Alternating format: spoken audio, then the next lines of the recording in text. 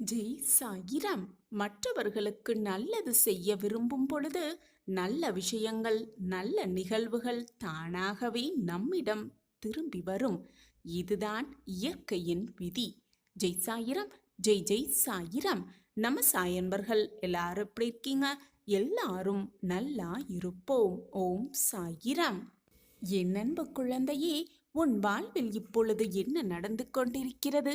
உன்னை சுற்றி என்னவெல்லாம் நிகழ்ந்து கொண்டிருக்கிறது? அதற்கான அர்த்தம் என்ன? காரணம்தான் என்னவாக இருக்கும் என்பதை நீ அறிவாயா? எல்லோரையும் போல சாதாரணமாக நீ இந்த உலகத்திற்கு படைக்கப்பட்டவர் அல்ல. நீ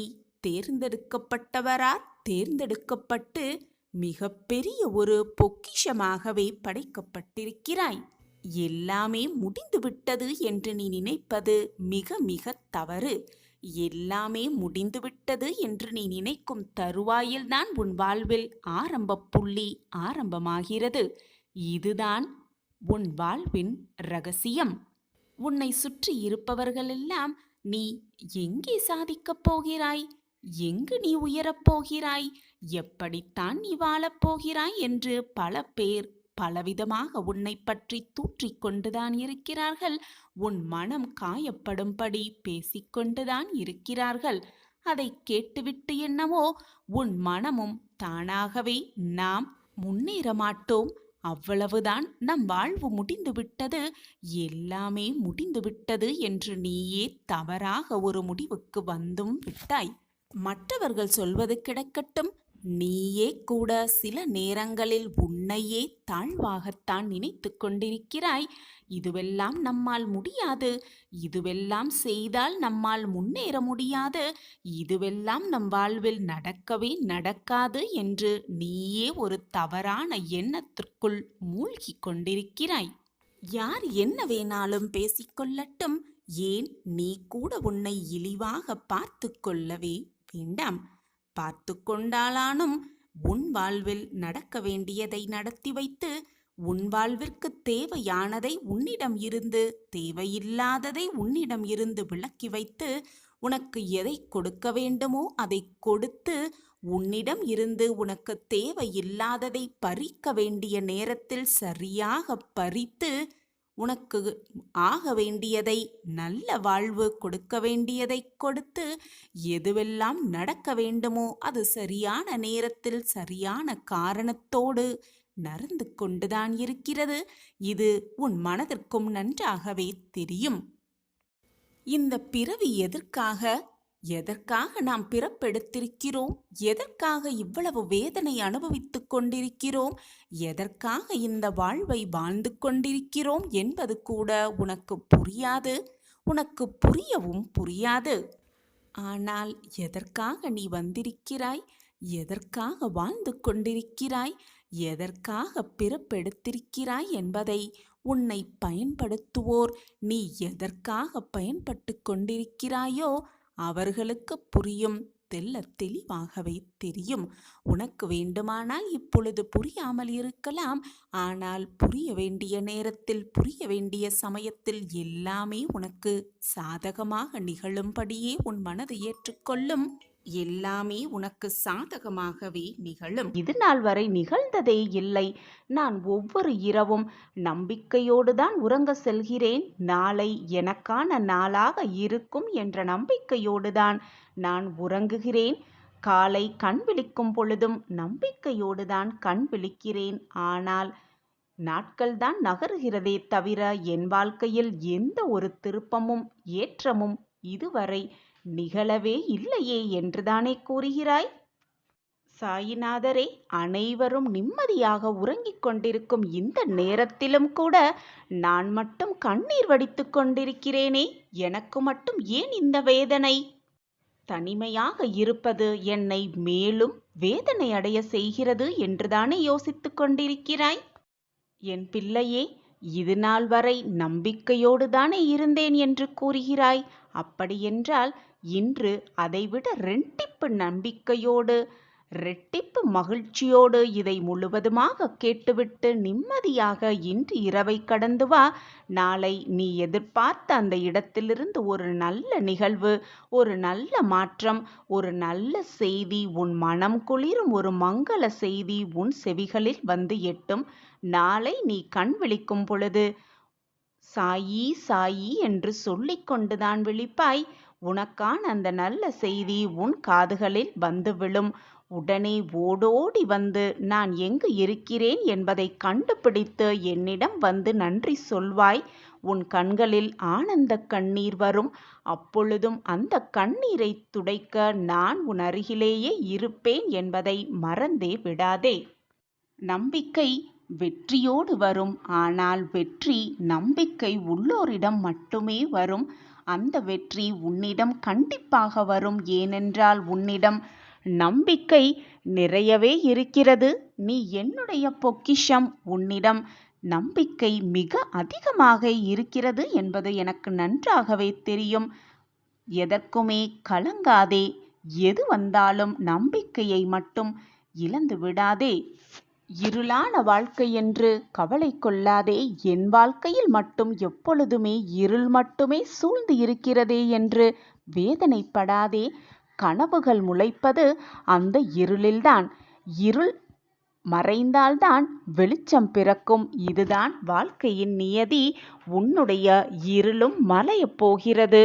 உனக்கான பிரகாசமும் விடியப் போகிறது என்பதை நம்பிக்கையோடு நம்பு. நீ எவ்வளவு தூரம் உன்னால் செல்ல முடியும்? சென்றாலும் உன்னால் வெற்றி அடைய முடியுமா என்று கேலி பேசுகிறார்களா உன்னை பார்த்து? நீ அவற்றை காதில் வாங்கிக் கொள்ளாதே. காதில் வாங்கிக் கொள்ளாமல் உன்னுடைய பயணத்தை ஓடிக்கொண்டே இரு, போராடிக்கொண்டே இரு, நடந்து கொண்டே இரு. அவர்கள் சொற்கள் உன் காதில் விழாத தூரம் வரை உயர்ந்து சென்று கொண்டே இரு. அப்பொழுது உன்னிடம் பேச யாருமே இருக்கவே மாட்டார்கள். ஏனென்றால் நீ சிகரத்தை தொட்டிருப்பாய். ஒவ்வொரு நாளும் விடியும் போது ஒரு எதிர்பார்ப்போடே விடுகிறது. நீயும் அந்த எதிர்பார்ப்போடையே உன்னுடைய ஒவ்வொரு நாளையும் முழிக்கிறாய். ஒவ்வொரு நாளும் முடியும் பொழுது ஒரு அனுபவமாக எடுத்துக்கொள். ஒவ்வொரு அனுபவம் உன் வாழ்க்கையில் நீ மிக பிரகாசமாக உயர்வதற்கான வழிகளாகவே இருக்கும். நம்பிக்கையோடு இரு. எதையுமே வாழ்க்கையில் சாதித்தே விடலாம். எதையும் எதிர்கொண்டு வாழ பழகிக்கொண்டால் உனக்கு வரும் இன்னல்களும் துரோகங்களும் தோல்விகளும் கூட உனக்கு பயமே இல்லாமல் முடியும். வாழ்வில் முன்னேற வேண்டுமென்றால் உன் கால்களால் நடந்து போய்கொண்டே இரு. மற்றவர்களின் முதுகில் ஏறி போக நினைக்காதே. மற்றவர்களின் வழியிலும் செல்ல நினைக்காதே. உனக்காக ஒரு தனி பாதையை உண்டாக்கி கொண்டு அந்த பாதையில் நீ சென்று கொண்டே இரு. யார் சொல்லுவதையும் காதில் வாங்கிக் கொள்ளாமல் நம்பிக்கையோடு புன்னகையோடு உன் வழியில் நீ வடித்த பாதையில் சென்று கொண்டே இரு. உன்னுடைய பாதைகளை மலர்பாதையாக மாற்றும் வேலையை உன் சாயப்பா நான் செய்வேன். ஒன்றை நன்றாக புரிந்து கொள் என் பிள்ளையே.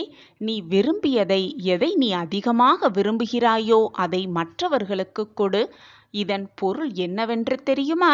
நீ பிறரிடம் எதிர்பார்க்கும் அன்பு, மரியாதை போன்றவைகளை பிறர் எதிர்பார்ப்புக்கும் முன் கொண்டு போனால் உனக்கானது உன்னை தேடி வரும். மற்றவர்களுக்கு நீ அதை வாரி வாரி குளத்தால் உனக்கு ரெட்டிப்பு பன்மையாக அது உனக்கு வந்து சேரும். இதுதான் வாழ்க்கையின் ரகசியம். எப்பொழுதுமே குடையினால் மழையை ஒருபோதும் தடுத்து நிறுத்தவே இயலாது. ஆனால் நம்மை மழையின் போது நனையாமல் கம்பீரமாக நிற்க வைக்கும் அந்த குடையே. அதுபோலத்தான் நம்பிக்கை சில நேரங்களில் வெற்றியை தராமல் இருக்கலாம். ஆனால் வாழ்வில் பெரிய பெரிய சவால்களை எதிர்கொள்ள சக்தியை அந்த நம்பிக்கை தரும். இதுதான் வாழ்க்கையின் ரகசியம். நம்பிக்கையோடு இரு. எதற்குமே வீணாக கவலைப்படாதே. காரணம் இல்லாமல் கவலையே படாதே. காரணம் இருந்தால் கூட கலக்கம் கொள்ளாதே. எதுவும் கடந்து போகும். இதுவும் கடந்து போகும். எதுவும் போய்கொண்டுதான் இருக்கும். எதுவுமே உன்னால் தடுத்து நிறுத்த இயலாது. ஒருவரின் மனதை உடைக்க, ஒருவரை காயப்படுத்த, ஒருவரின் மனதை வேதனைப்படுத்த, மனதை ரணமாக்க எவராலுமே முடியும். ஆனால் அந்த ரணப்பட்ட மனதை, காயப்படுத்த மனதை, கஷ்டப்படுத்திய மனதை தேற்றுவதற்கும் ஆறுதல் சொல்வதற்கும் ஒரு சிலரால் மட்டுமே முடியும். அது உன்னால் முடியும். எப்பொழுதுமே மற்றவர்களுக்கு நன்மை செய். மற்றவர்கள் நன்றாக இருக்க வேண்டும் என்பதை மட்டுமே சிந்தனை செய். மறந்தும் கூட மற்றவர்களுக்கு துன்பத்தை விளைக்கும்படி எந்த செயலையும் செய்யாதே. மறந்தும் கூட மற்றவர்களின் மனதை எந்த விதத்திலும் காயப்படுத்தாதே. மற்றவர்கள் காயப்பட்டால் அது மீண்டும் உன்னையே வந்து சேரும், பல 100 மடங்காக.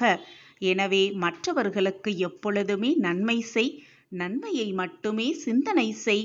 நல்ல எண்ணங்களை மட்டுமே சிந்தித்து கொண்டிரு. உன் எண்ணம் போல் உன் வாழ்வும் நல்ல விதமாகவே அமையும், நன்மையாகவே முடியும். அதுவும் நிரந்தர நன்மையாகவே முடியும். எது வந்தாலும் துவண்டு போகாதே. முடிந்ததை நினைத்து எப்பொழுதும் வருந்தாதே. வரப்போவதை நினைத்து எப்பொழுதும் எந்த நொடியும் பயப்படாதே. வருவது வரட்டும், போவது போவட்டும், இருப்பது இருக்கட்டும் என்று முடிவை செய்துவிட்டு இப்பொழுது இந்த நொடி, இந்த நேர வாழ்க்கையை மகிழ்ச்சியாக சந்தோஷமாக வாழ பழகிக்கொள். உனக்கு துணையாக எப்பொழுதும் நான் உன் அருகிலேயே இருப்பேன் என்பதை எந்த நொடியும் மறந்தே விடாதே. நான் உன்னோடு பயணம் செய்து கொண்டே இருக்கிறேன். உன் வாழ்க்கையில் நீ ஏற்றமாக வாழ்க்கை வாழ்ந்தாலும் சரி, துன்பமான வாழ்க்கை வாழ்ந்தாலும் சரி, அனைத்திற்கும் உனக்கு துணையாக இருப்பேன். நீ சந்தோஷமாக இருக்கும் பொழுது நானும் மகிழ்ச்சி அடைவேன். நீ வேதனையோடு இருக்கும் சமயத்தில் உனக்கு ஆறுதல் கூற, 4 வார்த்தைகள் ஆறுதல் கூற நான் உன் அருகிலேயே இருப்பேன் என்பதை மறந்து விடாதே. நான் இருக்கிறேன். பொறுமையை இழக்க செய்ய என்ன செய்யலாம் என்பதை சிந்தித்துக் கொண்டே இருக்கிறார்கள். எனவே கவனமாக இரு, பொறுமையாக இரு. உனக்கான அதிசயம் நிச்சயமாக உன் வாழ்வில் நடக்கும். நடக்குமா என்ற ஏக்கத்தோடு இருக்கும் நீ நினைத்த அத்தனை விஷயங்களும் உன் பொறுமையான காத்திருப்புக்கு நிச்சயமாக நல்ல பலனை தரும். நான் அதை உனக்கு கொடுத்தே தீருவேன். சாயப்பா உன்னோடு இருக்கும் வரை உனக்கு மனக்கவலையே வேண்டாம். நான் இருக்கிறேன். ஒரு அடர்ந்த காட்டில் ஒரு துறவி தியானம் செய்து கொண்டிருந்தார். அந்த வழியாக ஒரு மாடு மேய்ப்பவர் வந்து கொண்டிருந்தார். துறவி ஆழ்ந்த தியானத்தில் இருப்பதால் சற்று நேரம் பொறுத்திருந்து துறவியை பார்க்கலாம் என்ற எண்ணத்தோடு பொறுமையாக காத்திருந்தார். ஆனால் நெடுநேரமாகியும் அந்த துறவி கண் விழிக்கவே இல்லை. என்ன ஆனாலும் அந்த துறவியை பார்த்துவிட்டு அவரிடம் ஆசிர்வாதத்தை பெற்றுக்கொண்டுதான் நாம் நகர வேண்டும் என்ற நம்பிக்கையோடு பொறுமையோடு காத்திருந்தார். அவர் பொறுமைக்கு நல்ல பதில் கிடைத்தது. துறவியும் கண் விழித்தார். அந்த துறவி கண் விழித்ததும் அந்த மாடு மேய்ப்பவர் துறவியிடம், துறவியரே, இத்தனை நாட்களாக தியானத்தில் இருந்தீர்களே, இந்த தியானத்தில் தாங்கள் அப்படி என்ன கற்றுக்கொண்டீர்கள்?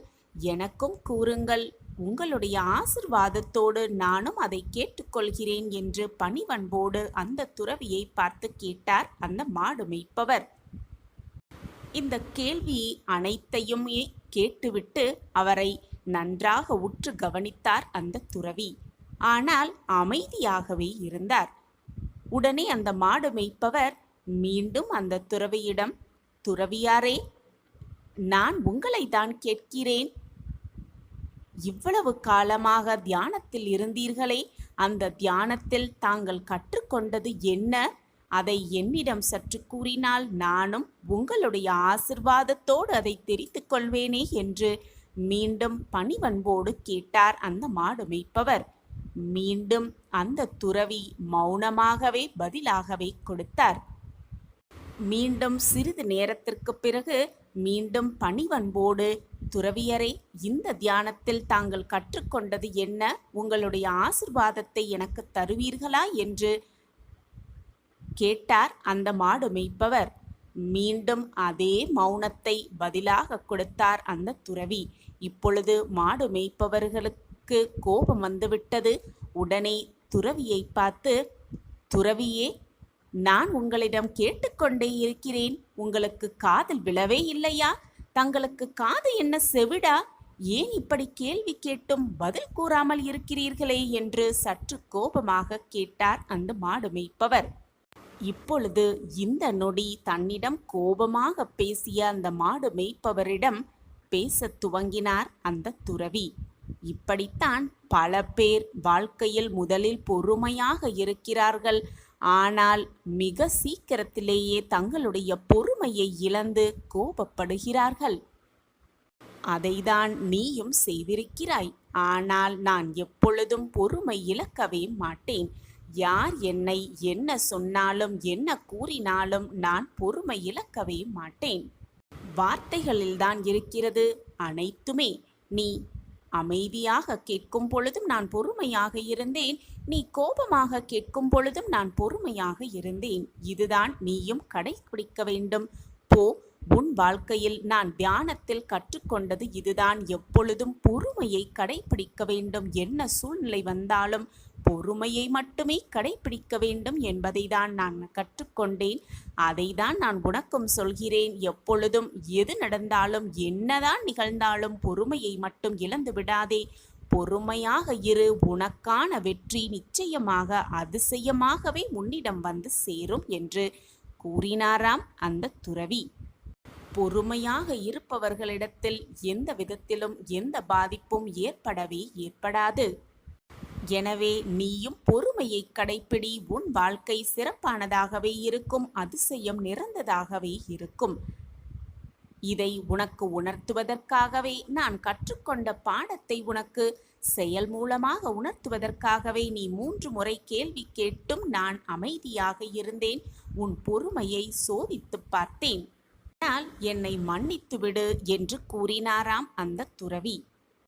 நாமும் இதே போலத்தான் எல்லா விஷயங்களிலும் முதலில் பொறுமையாக இருக்கிறோம். காலம் கடக்க கடக்க எதுவுமே நடக்கவில்லை, எதுவுமே மாறவில்லை என்ற சூழ்நிலை வரும் பொழுது நம் பொறுமையை இழந்து வேதனையாக்கி மனவேதனையில் தவித்து கொண்டு நம்மையும் வேதனைப்படுத்தி கொண்டு நம்மை சுற்றி இருப்பவர்களையும் வேதனைக்கு ஆளாக்கி கொண்டிருக்கிறோம்.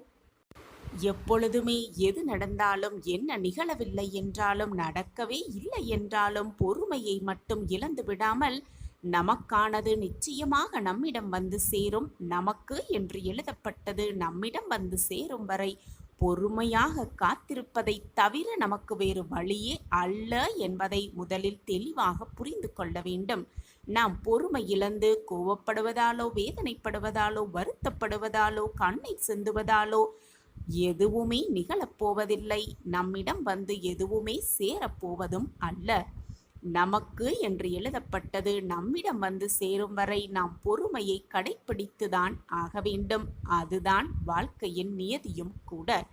பொறுமையாக இருக்கலாம், பொறுமையாக காத்திருக்கலாம். நடக்கவே நடக்காது என்று நினைத்தது கூட அதிசயமாக நம் வாழ்வில் நடப்பதற்கான அத்தனை சாத்தியக்கூறுகளும் நம் வாழ்வில் நிகழும். பொறுமைக்கான பதில் நிச்சயமாக கிடைக்கும். பொறுமைக்கான பரிசு நிச்சயமாக நம் வாழ்வில் அரங்கேறும் என்ற நம்பிக்கையோடு இருக்கலாம். சாயப்பாயிருக்க நமக்கு ஏன் மனக்கவலை? நான் உனக்கு கொடுக்க போகும் தீர்ப்பு இறுதியான தீர்ப்பு. ஒரு கன நொடி போதும் உன் வாழ்க்கையையும் உன் விதியையும் மாற்றி அமைக்கும் சக்தி உன் அப்பாவிற்கு உண்டு என்று உனக்கு தெரியுமல்லவா? என்னை நம்பு. உனக்கு அனைத்தும் நல்லதாகவே நடக்கும். அளவில்லாத மகிழ்ச்சிக்கு உன்னையும் உன் வாழ்க்கையையும் கொண்டு செல்வதற்காகவே இத்தனை நாள் இத்தனை போராட்டங்களை நீ சந்தித்து கொண்டிருக்கிறாய். உன் வாழ்க்கையில் நடந்த அத்தனையும் போராட்டங்கள், அவமானங்கள், விரக்திகள், வேதனைகள், இதுதான் கடந்து வந்திருக்கிறாய். பொறுமையாக இரு. அனைத்தும் உன் வாழ்வில் வசமாகும். எதையும் எதிர்கொண்டு வாழ்வோம் என்று இன்றைய துணிச்சல் நாளை உனக்கு வரும் துன்பத்தை கூட துரத்தி அடிக்கும். எனவே எப்பொழுதும் எதிலும் துணிவோடு செயல்படு. துணிச்சலோடு இரு. தைரியமாக இரு. கலங்கி நிற்காதே. போராடு. போராடிக்கொண்டே இரு. வாழ்க்கையில் வெற்றியை மிக சுலபமாக அடைந்தே விடலாம். நம்பிக்கைதான் வாழ்க்கை குழந்தையே. நம்பிக்கைதான் வாழ்க்கையாகவே இருக்கும். எப்படி வேணாலும் வாழ்ந்துவிட்டு போ, ஆனால் உன்னால் மற்றவர்கள் யாருமே கண்ணீர் சிந்தவோ வேதனைப்படவோ அழிந்து விடவும் கூடாது என்ற கொள்கையோடு உன் வாழ்க்கையில் வாழ். அதுவே உன் வாழ்க்கைக்கு மிகவும் நல்லது. எப்பொழுதும் வெட்டிவிட்டாலும் தட்டிவிட்டாலும் எத்தனை முறை தள்ளிவிட்டாலும் மீண்டும் முளைத்து வரும் மரம் போல் இரு என் குழந்தையே. எது நடந்தாலும் போராடி முட்டி வந்து விடலாம் என்ற தைரியத்தோடு இரு. உன் வாழ்க்கையில் நீ விருட்சம் போல மிக சுலபமாக வளர்ந்து விடலாம். மிக பிரம்மாண்டமாக உன் வாழ்க்கையை வாழ்ந்தும் விடலாம்.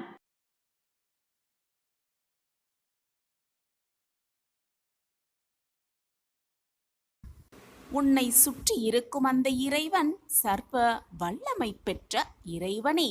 நீ கேட்பது பிரார்த்தனையாக வைப்பதை குறைந்த பட்சமாவது உனக்கு வழங்க முடியும், உனக்கு கொடுக்கவும் முடியும். திறக்கவே முடியாத கதவுகளை கூட அந்த இறைவனால் திறந்து காட்ட முடியும் என்ற பட்டியல் நீண்டு கொண்டேதான் இருக்கும். என் அன்பு குழந்தா, மற்றவர்களை பற்றி அதிகமாக நீ தெரிந்து கொள்ளவும் வேண்டாம். உன்னை பற்றி மற்றவர்களிடம் அகிதமாக பகிர்ந்து கொள்ளவும் வேண்டாம். உன்னுடைய சிக்கலெல்லாம் வெகு சீக்கிரத்தில் பறந்துவிடக்கூடும். நீ கஷ்டப்பட்டு வேதனையோடு வாழ்ந்த அந்த நாட்களெல்லாம் ஒரு முடிவுக்கு வரப்போகிறது. வந்தேதான் தீர வேண்டும். நீ நிர்ணயிக்கப்பட்ட காலம் வரை நீ வாழ்ந்துதான் ஆக வேண்டும், வாழ்ந்தேதான் தீர வேண்டும். அது நாள் வரை உனக்கு வழிகள் இருக்கத்தான் செய்யும். அதைதான் இப்பொழுது நீ அனுபவித்துக் கொண்டிருக்கிறாய். உண்மையாகவும் நம்பிக்கையோடும் அந்த வழிகளோடு போராடினால்தான் நீ அதிலிருந்து மீள முடியும், மீண்டு வர முடியும், நல்வாழ்வை வாழ முடியும். யாருமே எனக்கு துணையாக இல்லை, தோள் கொடுப்பார் எவருமே இல்லை என்று நீ புலம்பாதே. சற்று திரும்பிப்பார். உன்னருகில் நான் இருப்பதை உணர்ந்து கொள்வாய். உணர்ந்து கொள்ளும் நேரத்தையும் நான் உருவாக்குவேன். நான் உன்னை விட்டு விலகுவதும் இல்லை, உன்னை என்னை விட்டு விலகி போகும்படி நான் அறிவுறுத்தியதும் இல்லை. நிம்மதி என்ற என்னுடைய அன்பையும் அருளையும் ஆசிர்வாதத்தையும் பெறுவதற்கு என்னுடைய பரிபூரண அருளும் ஆசிர்வாதமும் எப்பொழுதுமே உனக்கு உண்டு. எப்பொழுதுமே என் பிரியமான கண்மணிக்கு கொடுத்தே தீருவேன். நீ கொடுத்த மரியாதையும் நீ செய்த தானமும் மற்றவர்களுக்கு நீ செய்த துரோகமும் நிச்சயமாக சர்வ நிச்சயமாக உன்னிடம் திரும்பி வந்தே தீரும். அப்படி இருக்கும் பொழுது நீ பொதுவாக செய்வதை விட சிறப்பாக செய்துவிட்டு போகலாமே. உன்னை விழ வைக்கவும் உன் கண்களில் கண்ணீரை விழ வைக்கவும் உன்னை சுற்றி 1000 பேர் இருந்தாலும் கூட உன்னை தடுத்து நிறுத்தி மேல் நிறுத்தி உன்னை வாழ வைக்க உன் சாயப்பா, உன்னுடைய தகப்பன் நான் உன்னோடு இருக்கும்போது தேவையில்லாத பயம் உன் மனதில் எழ வேண்டிய அவசியமே இல்லைதானே. அளவற்ற கஷ்டத்தை அனுபவிக்கிறேனே என்று கவலைப்படாதே. அளவற்ற சந்தோஷத்தம் உனக்காக காத்திருக்கிறது. அதனால்தான் அளவற்ற கஷ்டத்தை அனுபவித்துக் கொண்டிருக்கிறாய் இப்பொழுது என்பதை தெளிவாக புரிந்து கொள். எப்பொழுதுமே நான் உனக்கு துணையாக இருப்பேன். ஒருவரின் குறையை தனிமையாக அவரிடம் போய் சொல். அதே போல ஒருவரின் பெருமையை கூட்டத்திடம் போய் சொல்லிப்பார். சில பேரிடம் சில விஷயத்தை புரிய வைக்க கஷ்டப்படுவதை விட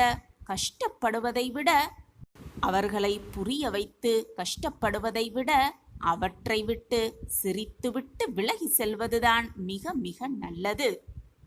பெருந்தன்மை என்பது உன்னால் முடிந்ததை விட அதிகமாக மற்றவர்களுக்கு கொடுப்பதுதான். அதே போல பெருமை என்பது என்ன தெரியுமா?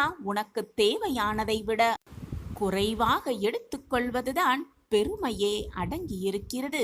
உனக்காக நான் இருக்கிறேன் குழந்தையே. நல்ல நேரத்தை உனக்காக நான் உருவாக்குவேன். எதற்குமே மனதை போட்டு குழப்பிக் கொள்ளாதே. உனக்கான நல்ல நிகழ்வு, உனக்கான நல்ல செய்தியை கொடுப்பதற்காகத்தான் இப்பொழுது சந்தோஷமாகவே உன்னை தேடி நான் வந்திருக்கிறேன். நான் சொன்னபடியே, நான் உனக்கு வாக்களித்தபடியே நற்செய்தியோடுதான் உன்னை தேடி வந்திருக்கிறேன். அதனால்தான் என் முகமும் சந்தோஷமாக இருக்கிறது. இதை கேட்டுக்கொண்டிருக்கும் உன் முகமும் ஆனந்தத்தில் துள்ளி குதித்துக் கொண்டிருக்கிறது என்பதையும் நான் அறிந்து வைத்திருக்கிறேன். உன் மனதில் உள்ளதை உள்ளபடி சொல்ல என்னால் மட்டுமே முடியும். ஏனென்றால் உன் மனதில்தான் நான் வசித்துக் கொண்டிருக்கிறேன். மிகவும் விசேஷமான, சந்தோஷமான, ஆனந்தகரமான செய்தி உன்னை தேடி வரும் நேரமும் காலமும் கூடி வந்திருக்கிறது. சந்தோஷமாக கேள், நிம்மதியாக இரு, ஆனந்தமாக இரு, மகிழ்வோடு இரு. சாயி சாயி என்று சொல்லிக்கொண்டே இரு, அனைத்தும் உன் வசமாகும்.